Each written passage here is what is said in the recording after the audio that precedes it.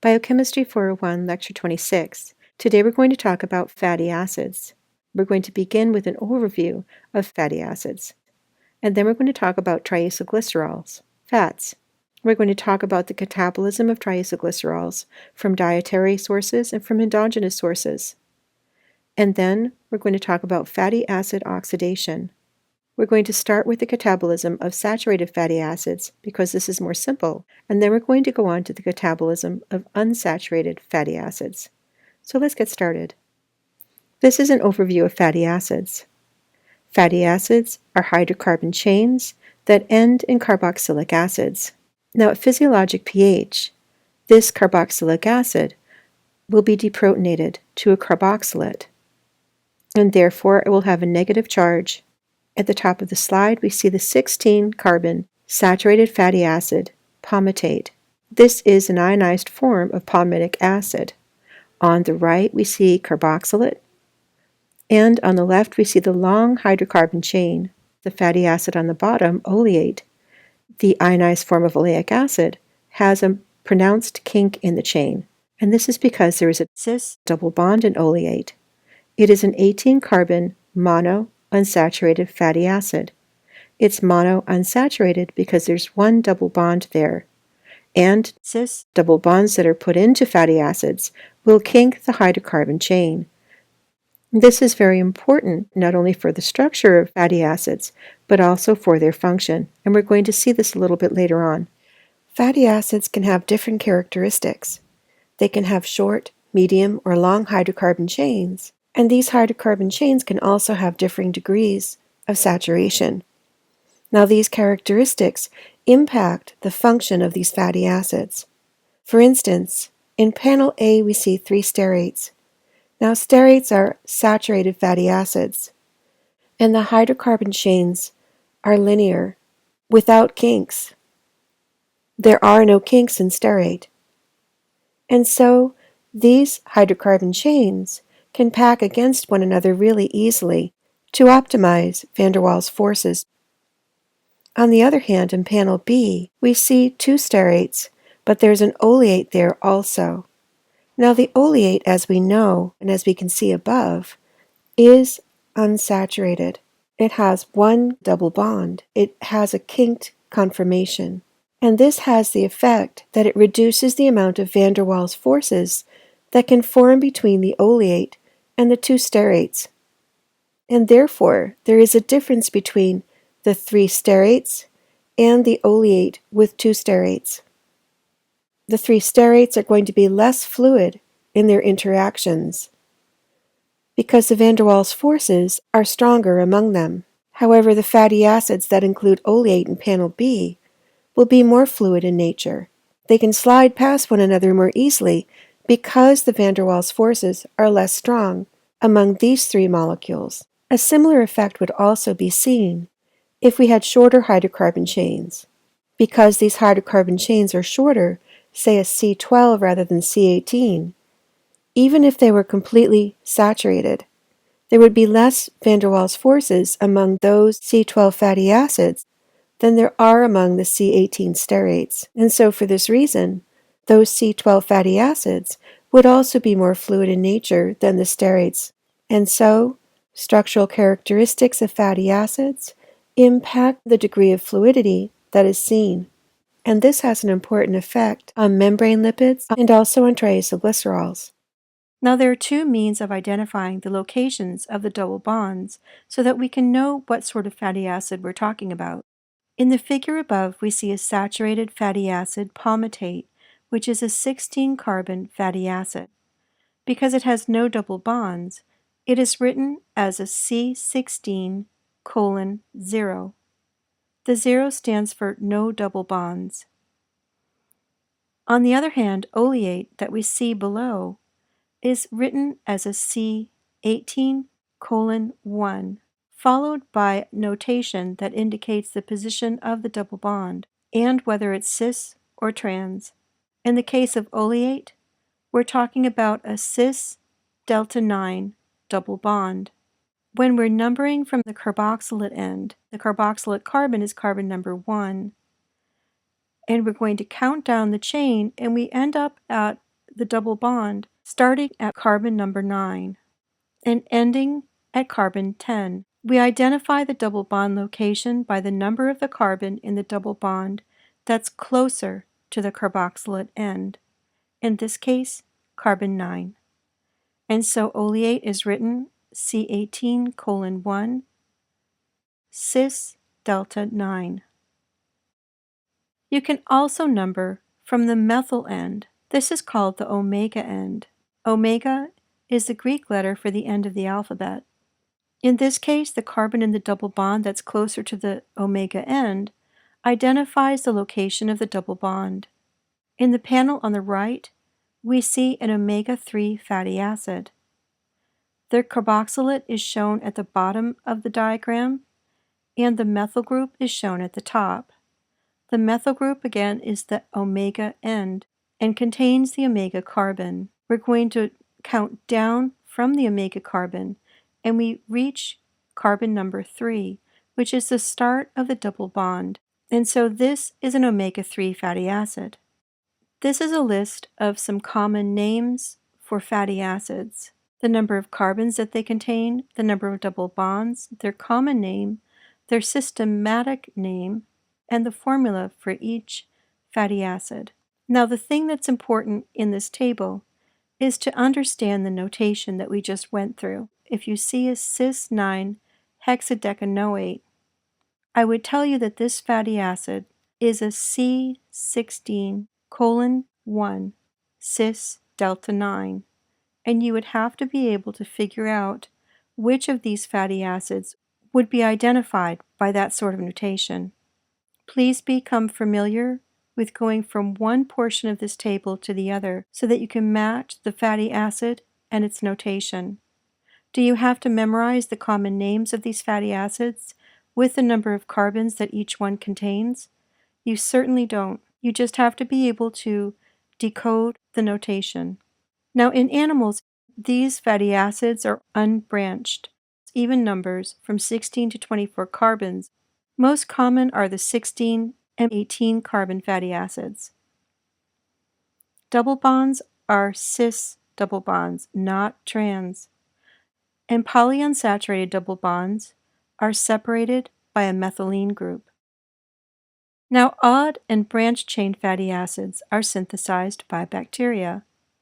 And oddly enough, ruminant animal fat, such as fat from cows, contains odd-number fatty acids, but these come from bacteria that the cow has ingested in the course of regurgitation. One of the things that fatty acids are used for is the production of triacylglycerol. This is a triacylglycerol shown here. It's comprised of glycerol and 3 fatty acids. These fatty acids are linked to the glycerol backbone through covalent ester linkage. The body uses triacylglycerols, also called fats, as a high-energy fuel. It's the preferred fuel of the liver and the heart. It's also used as fuel by skeletal muscles. Now, most of our stored fuel is actually triacylglycerol. This is because it yields a greater quantity of ATP per gram than glycogen, about 6.75 times as much energy in 1 gram of triacylglycerol than there is in 1 gram of glycogen. Now, why is this? Well, first of all, if you look at the triacylglycerol that we see below, you can see that those hydrocarbon chains are highly saturated, and therefore oxidation of these fuels yields a lot of reducing equivalents. Secondly, these are hydrophobic molecules, therefore they will not be surrounded by a hydration shell, as glycogen is. Because glycogen is hydrophilic, it will be surrounded by water molecules that make hydrogen bonds to the OH groups that are found in the sugars in glycogen. Well, that doesn't happen so much with triacylglycerols. They're mostly hydrocarbon, and so they're not going to have a hydration shell. And where are triacylglycerols located? They're mainly stored in 2 places, in fat cells and in muscle cells. Here we see a typical fat cell. This is called an adipocyte. or an adipose cell. The central gray region is actually a large fat droplet that has squashed the cytoplasm to form a ring around this lipid. And the nucleus is squashed over to one side and is identified by an arrow. And so adipocytes are mostly fat. In order to be able to use dietary fats, we have to be able to degrade them through digestion. This digestion begins in the small intestine. But the thing is, triacylglycerols are hydrophobic, we just said that. And we know for a fact that hydrophobic molecules are not transported well in an aqueous environment. So what are we going to do about that? Well, one of the ways that we suspend lipids in the small intestine is through emulsification. This means that we're going to take the large droplets of fat and break them up into smaller and smaller droplets. This will make them easier to suspend in the aqueous environment. In order to do that, we're going to use something that is amphipathic, and these are bile salts, one of which is shown here. This is glycocolate, and if we take a close look at this molecule, we'll see that it is in fact amphipathic. It has hydroxyl groups, and it has a long glycine tail. The hydroxyls are pointing away from you, and the glycine chain is also pointing away from you. This means that the bile salt has a hydrophobic region, the methyl groups and the ring structures facing towards you.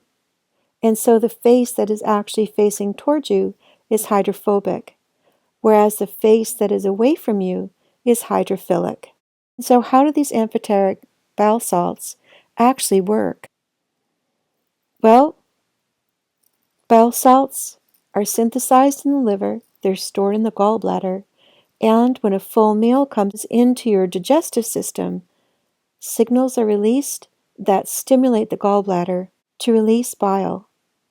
This bile contains bile salts. These bile salts bind to fats in the intestine and emulsify them. We can see that we're going from a large fat globule to smaller droplets. And the bile salts are coating these droplets such that the hydrophobic face is contacting the lipid droplet, and the polar regions, the hydroxyl groups and the glycine, are facing outward to the aqueous environment. And so in this way, bile salts emulsify triacylglycerols, fats. And when they do, these triacylglycerols are oriented such that the ester linkages, because they're more polar, are placed closer to the aqueous environment. And so the ester linkages that connect the glycerol backbone with the fatty acids are placed in prime position to be attacked by lipases that will actually break the triacylglycerols down. And so why do we break down these triacylglycerols in the small intestine?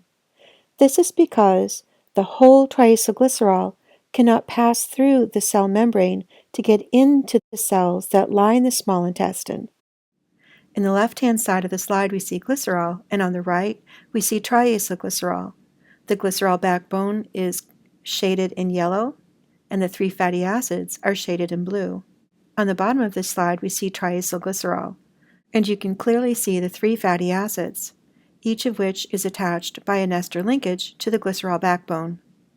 Now, in order for triacylglycerols to be imported into intestinal mucosal cells, the triacylglycerol must first be deconstructed.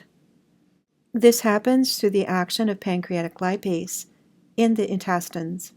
This is secreted by the pancreas and enters the duodenum. And there, the triacylglycerol is going to lose one fatty acid to become diacylglycerol and a free fatty acid. Diacylglycerol is going to lose one fatty acid to yield monoacylglycerol and two fatty acids. Now, each of these reactions occurs through hydrolysis, addition of water to the molecule, and loss of the ester linkage to release a free fatty acid. Now, at this point, the monoacylglycerol and the two fatty acids can be imported into the cell that lines the small intestine. Once this monoacylglycerol and the two fatty acids are inside the intestinal cell, free fatty acids become linked again to the monoacylglycerol to yield a triacylglycerol. Then the triacylglycerol is packaged into chylomicrons that are sent first to the lymphatic system and then into the bloodstream. Once in the bloodstream, these chylomicrons release triacylglycerols to various tissues, especially to adipocytes, fat cells, and muscle cells. Now again, in order for the triacylglycerol to get inside these cells, we have to release two fatty acids and get back to monoacylglycerol plus the two free fatty acids. And then once inside the target cell, the triacylglycerol is recomposed again through the addition of the two fatty acids to monoacylglycerol, and triacylglycerol will be formed and stored. It's a pretty complex process, but it all stems from the fact that we cannot bring triacylglycerol directly in through the membrane. We have to first convert it to monoacylglycerol plus two fatty acids. And so now let's say you've done that. You've transported these fats to the muscles and to the fat cells. But now you actually need that energy. You need to be able to oxidize those fuels to make ATP. Maybe you're going for a run early in the morning, for instance. How do you get the signal that it's time to break up these triacylglycerols to release free fatty acids that can be oxidized for fuel? This happens through the activation of a pathway that should be familiar to you. The hormones glucagon and epinephrine bind to their receptors, activate adenylate cyclase, which is the same enzyme that we saw in the breakdown of glycogen. And just as before, it's going to make cyclic AMP out of ATP. When the cellular levels of cyclic AMP increase, this is going to activate protein kinase A. Protein kinase A, in turn, is going to phosphorylate multiple targets, and one of them is going to be triacylglycerol lipase. This is a cellular lipase that hydrolyzes fatty acids from triacylglycerols. And so, through the action of triacylglycerol lipase and other lipases, we're going to hydrolyze the fatty acids from triacylglycerol to release glycerol and free fatty acids. And so what do we do with this? Well, we're going to release the glycerol and fatty acids into the bloodstream. Free fatty acids are free because they're not attached to triacylglycerol, but they are non-covalently bound to serum albumin. Serum albumin is going to carry fatty acids in the bloodstream. These fatty acids are carried to the tissues where they're going to be oxidized through a process that's called beta oxidation, and we're going to talk about this during this lecture. And this process, beta oxidation, is going to make three major products: FADH2, NADH, and acetyl-CoA. The acetyl-CoA can then enter the TCA cycle and make more NADH and FADH2. And all of these reducing equivalents can then enter the electron transport chain to eventually power the production of ATP. What happens to the glycerol? The glycerol can go to the liver cells and can either enter glycolysis to make pyruvate and go on through the TCA cycle, or this glycerol can be used in gluconeogenesis to make glucose. And so it depends on what the body needs at the time. Glycerol can be used by the liver to synthesize glyceraldehyde 3-phosphate for use in either glycolysis or gluconeogenesis. Glycerol is phosphorylated by glycerol kinase to yield glycerol 3-phosphate. This can then be oxidized by glycerol phosphate dehydrogenase to yield dihydroxyacetone phosphate, and this is a glycolytic intermediate that we can use with triose phosphate isomerase to yield glyceraldehyde 3-phosphate. It is important that you know the difference between glycerol, glycerol 3-phosphate, dihydroxyacetone phosphate, and glyceraldehyde 3-phosphate. Now, the oxidation of fatty acids occurs in the mitochondrion, and it begins with the activation of the fatty acid. So what we're going to do is we're going to attach coenzyme A to a free fatty acid. And this is an energy-intensive step. We're going to release 2 molecules of phosphate from ATP. So this is in effect like using 2 ATP molecules. And what we'll get out of it is AMP plus pyrophosphate plus a fatty acid CoA.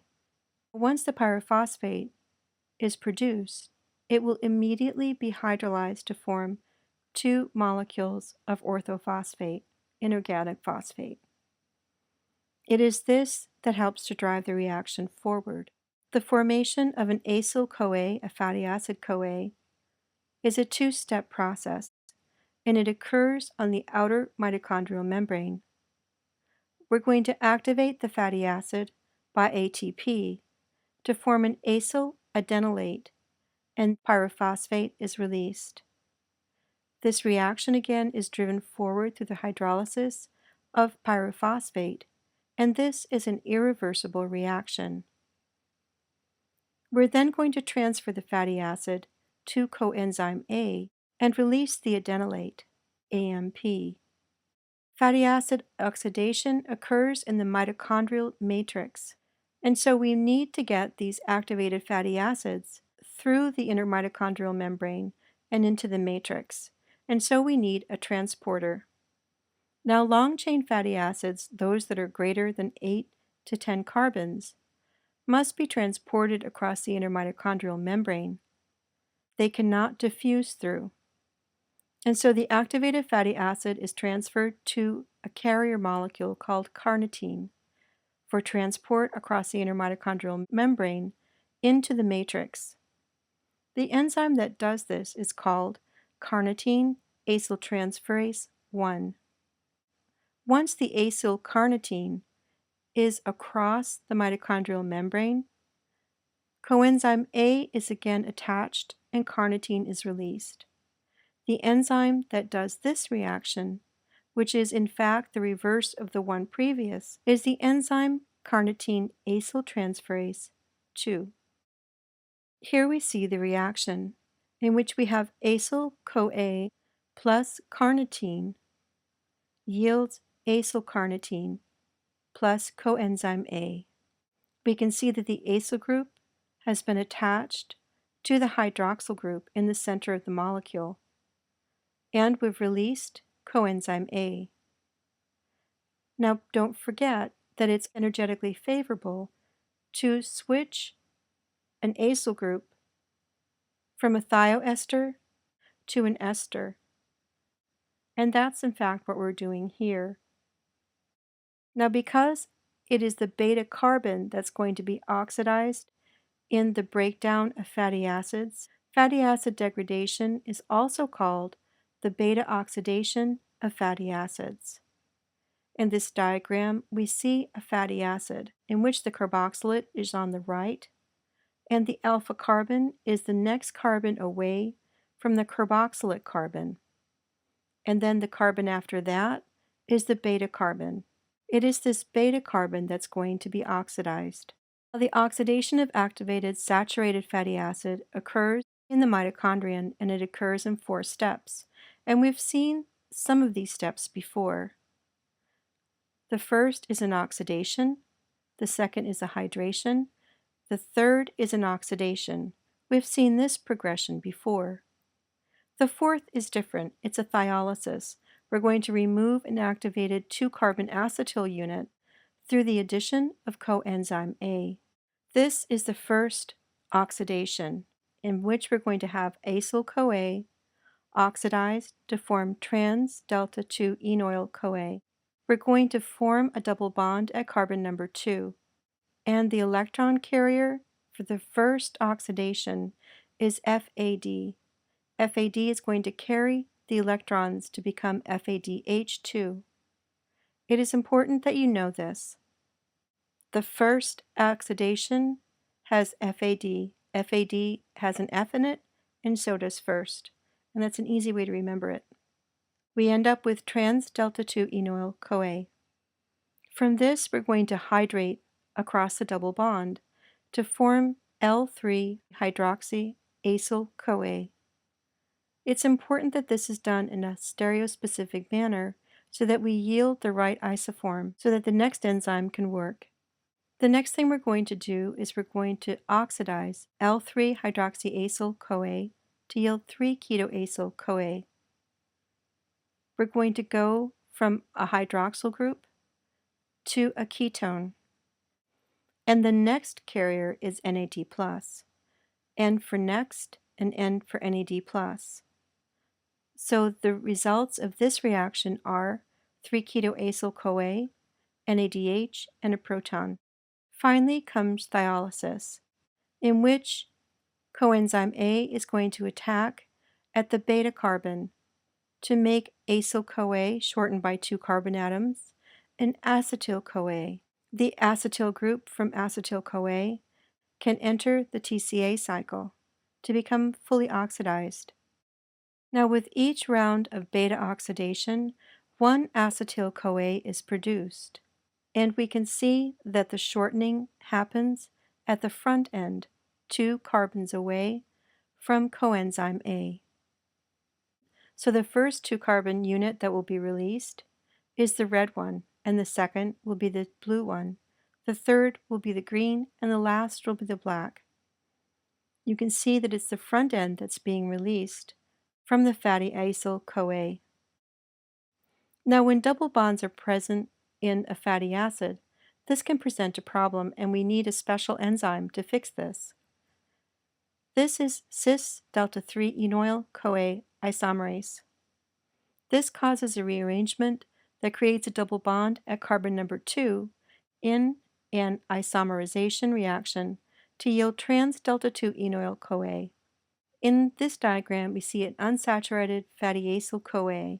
We're going to break down the end of this fatty acid until we get to where this double bond is at position 3. We're then going to isomerize it so that the double bond is not between carbon number 3 and 4, but rather between carbon 2 and 3. And then we can use the normal enzyme that is seen in beta oxidation.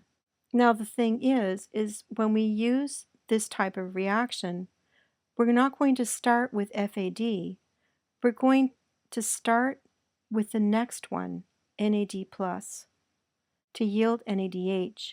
And so we lose one FADH too. With monounsaturated fatty acid, oxidation 1 and its FADH2 are lost, and that is shown in this diagram.